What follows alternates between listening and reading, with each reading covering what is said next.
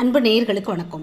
பாக்கியலட்சுமி சீரியலில் 9ஆம் தேதி ஜூன் மாதம் 2025 என்ன நடந்திருக்குன்னு ஒரு ரிவ்யூ பார்ப்போம். இப்போ பாக்கியாட்ட கொஞ்சம் அப்படி அது இதுன்னு இதெல்லாம் சொல்லி பில்டப்லாம் பண்ணி இப்படி இனியா என்கிட்ட ஃபோன் பண்ணப்போ இவன் நிதிஷ் ஆகாஷோட பார்த்துருப்பான் போல இருக்கு, பேசிகிட்டு இருக்கிறத பார்த்துருப்பான் போல, அதனால் ரொம்ப ஒரு மாதிரி நடந்துக்கிறானா, பேசுகிறதே இல்லையா, மாமனார் மாமியார்ட்டையும் சொல்லி அவங்களும் கொஞ்சம் வியர்டாக நடந்துக்கிறாங்களாம் அப்படிங்கிற விஷயத்த சொன்ன உடனே இந்த அம்மா கொதிச்சு போயிடுச்சு.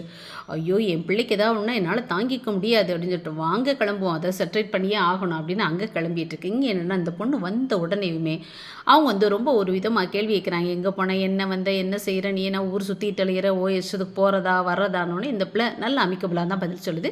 இனிமேல் என்ன வேணால் குறைச்சிக்கிறேன் நான் அங்கே போகிறது அப்படின்னு. நீ இப்படி உங்கள் வீட்டுக்கு போய் இருக்கிறன்னு எதுக்கு நீ எல்லாம் கல்யாணம் முடிச்சு வந்த அப்படின்னு மாமியார் கேட்டோன்னே, நான் ஒன்றும் கல்யாணத்துக்கு ஆசைப்படலை, இவர் தானே என்னை பார்த்துட்டு என்ன கல்யாணம் முடிக்கணும்னு ஆசைப்பட்டேன்னு சொன்னாங்க அப்படின்னு. ஆமாம் ஆசைப்பட்டேன் அப்படின்னு அவள் எரிச்சப்பட்டது. ஏய் சும்மாடா அப்படின்னு அவர் அப்படியே அமைதிப்படுத்தி வைக்கிறாரு.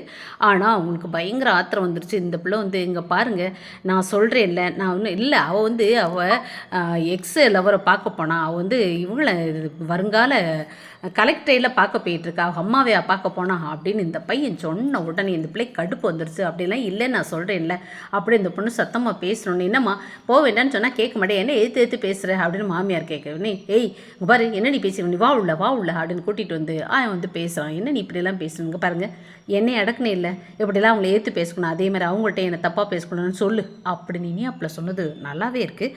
அடுத்து பார்த்திங்கனாக்கா அவங்க வந்துட்டாங்க. வந்த உடனே அவங்க கேட்குறாங்க, மெதுவாக பொறுமையாக தான் கேட்குறாங்க, இப்படி இனியா என்ன பார்க்கத்தான் அங்கே வர்றா அப்படின்னு சொன்ன உடனே, இல்லை அதெல்லாம் ஒன்றும் உங்களையெல்லாம் பார்க்க வரல, அவள் இங்கே என்ன பண்ணுறான்னு எங்களுக்கு தெரியும், அவள் அங்கே பார்க்க வர்றதே அந்த ஆகாஷத்தை தான் பார்க்க வர்றா அப்படின்னு அவன் சொன்னேன். அப்படிலாம் இல்லைப்பா, நான் தானே கூட இருக்கேன், நீங்கள் கூட இருந்தால் எங்களுக்கு தெரியாதா அவள் எதுக்கு வரான்னு சொல்லிட்டு அப்படின்னு இவன் பேச, இல்லை என் பொண்ணு அப்படிப்பட்டவ இல்லை, என்ன நீங்கள் இப்படி பேசுகிறீங்க, என் பொண்ணை பற்றி அப்படிலாம் தப்பாக ஏதாவது இது பண்ணியிருந்தீங்கன்னா அதெல்லாம் என்னால் பொறுத்துக்க முடியாது, இது ரெஸ்டாரண்ட் விஷயத்தில் அமைதி அந்த மாதிரி இதில் நான் இருக்க மாட்டேன் அப்படின்னு அவங்க பேச, ஏய் நிதிஷ் அமைதியாருடா அப்படின்னு அந்த ஆள் ஏதோ பண்ணுறான், ஏய் பொறுமையாக இரு அப்படிங்கிறான். அப்போவே தெரியுது குள்ள நெறித்தனம் பண்ண போகிறான், என்னமோ பண்ண போகிறாங்கன்னு.